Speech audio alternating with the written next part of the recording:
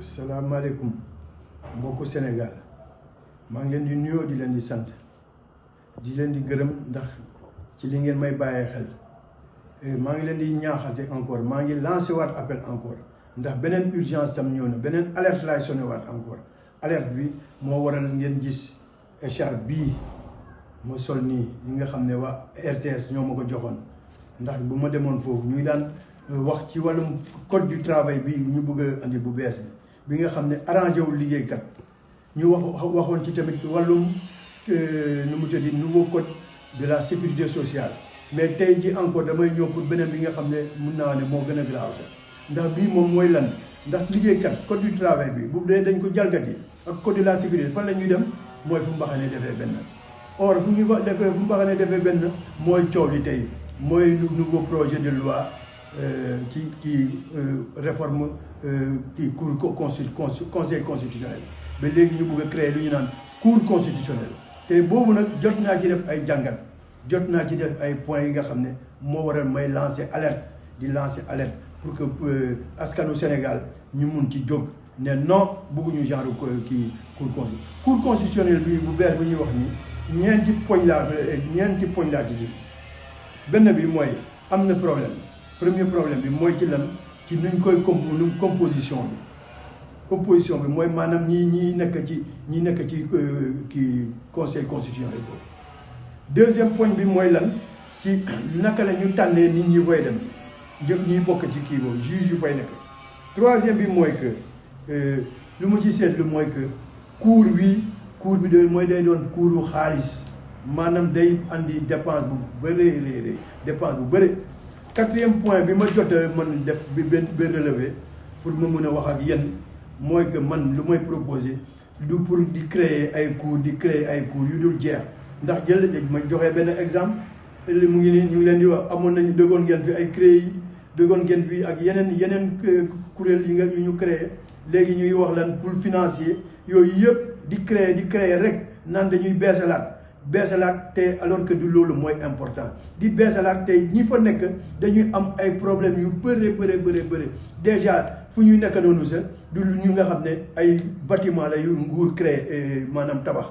ay location la te demal seet ay néeg la ak wala ay pantre yi nga xam ne dañ leen di defar juge yu nekkuñu ci ay conditions yu baax yoruñu sax ay boo leen fàttaliku am na kenn ku daan ŋàññi fii le fait que defe naa ambassade États-Unis moo joxe maye woon xaw ma ay ordinateur te muy dëgg ndax doo ne souveraineté doo naan sa bëgg nga am babelu biir ñu lay may ay matériels yi nga xam ne yow yaa ko defar xam loolu muy def kon comme ni ma leen ko waxee lu may alerte bu may lancé mooy lan premièrement problème bi ñuy wax composition bu futur cour bi te ana avis sax comme ne maanaam daal muy code du travail code de la sécurité boobu mun a naan wax noonu dañ ko bëgg a jàllale ne de force comme ni ñu defee kii bi rek code du travail au lieu ñu joxee mouture bi ñun gisuñu ko mais bii tamit est-ce que man du ma magistrat mais est-ce que ñii jox nañ leen projet bi ba ñu gis ko càmbar ko xool pour mun a joxe seen avis bu dee loolu tam am na ana seen avis puisque ci ni ma ko liiree projet bi ana kon avec kii conseil supérieur de la magistrature premier problème bi doon mooy lan composition bi léegi au lieu mu nekk 7 maanaam juróom-ñaar day nekk léegi juróom-ñeent mooy ñi nekk foofu pour mun a composer cour constitutionnel boobu. cour constitutionnel boobu kon ci juróom-ñaar yi ma leen di poser benn question bu solennelle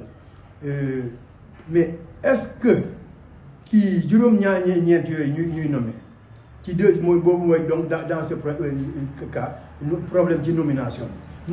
bi nan lañ koy def maanaam ñu tànn bi daal yi ñuy jël pour naka par décret lañ koy def décret kan présidentiel président mooy maanaam tey jii moom moo am sañ-sañ boobu pour naan woy damay jël Demba Mademba Aminata Moustapha ak Dieynaba ñoom ñooy nekk foofu moom moo am sañ-sañ boobu pour nommer juróom-ñeent yooyu kon léegi comme ni ngeen koy wax ci olof noonu est-ce que boobu cour boobu seen xel li ci tey man de suma xel tey na ci puisque juróom-ñeent yooyu comme yéen a ko wax ci olof ku la abal bët moom mooy yooyu xam nga noonu la koy waxee daal kon ça veut dire que ñooñu noonu juge yooyu bu ñuy nommé foofu est-ce que ñooñu bu subaa dañu mën a doxal li nga xam ne c'est suivant leur intime conviction maanaam athée sans pour autant que ñu bu dee président bi wala ministre nee na leen defal lii duñ ko def man suma xel tey na ci suma xel tey na ci dëgg mooy deuxième point bi ci nomination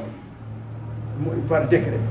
justice indépendante la ñu laaj kon war nañu am di justice bu indépendante du kenn kii ci yeneen réew yi da ngay gis dañuy séddale pour maanaam ci nomination yi ma jël par exemple ay Allemagne day am le Bundestag day am ñi nga xam ne mooy tànn beneen kii bi seen beneen parlement bi tànn ay kii pour am équilibre pour am indépendance mais fii ñu naan le président bi bu kii cour constitutionnel bi président de la république moo koy tànn vice président bi moo koy tànn secrétariat ak yooyu yëpp mu encore newoon naa leen fii nag cour constitutionnel xaalis bu bëre lay engendré puisque yooyu yëpp boo koy créé tey di bëgg a beesalaat mais xaalis la laaj xaalis bu bëre te foofu doo ma ne da nga leen di yóbbu ci actuel cour constitutionnel bi nga xam ne boo ko xoolee tamit mooy loolu il faut nga tabaxaat encore alors que tey jii juge yi ñi nga xam ne ñooy leen di atte au quotidien tribunal boobu sax amul sax comme ni ma koy waxee sax amul sa tampon te lu may wax lu mooy lu am tampon amuñu ko amuñu ay juge yu doy ay doomu aadama lañu dañuy noyyi comme ñun dañu am ay soxla dañu war a dund dañu war a dem ci seet ci ay xew ak ñoomi seen nga bëgg a juróom-ñeenti juge yooyu ci ay dossiers yu bëre réglé ko ñu problème yooyu ñuy wax problème modernisation ci kaw lan cour constitutionnelle pour am dem wuti ay matériel yu mucc ayib alors que fii comme ni ma ko waxee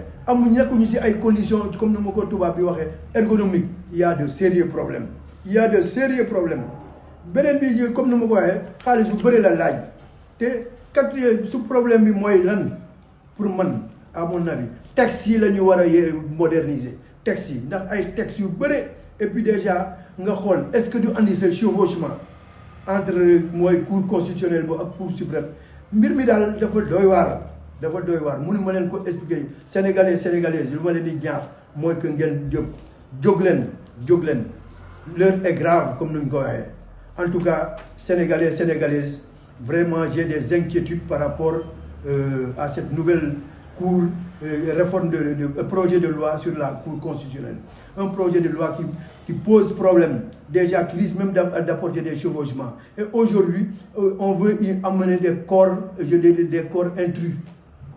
Moi je pense qu'à mon humble avis quand vous parlez de cour constitutionnelle ça doit être l'affaire des magistrats mais vouloir y apporter des corps étrangers fussent-ils des personnes imbues de la chose juridique, des universitaires en droit, des avocats, moi je pense que ça c'est une intrusion, autant pour moi, une intrusion. Ça c'est une cour politique, une cour constitutionnelle politique. Mais si on n'est pas contre une cour constitutionnelle, mais encore faut-il que ce soit une affaire, je pense, des magistrats. Si on veut introduire des corps étrangers, mais nous, également mandataires, on est à même de revendiquer notre intrusion dans cette cour,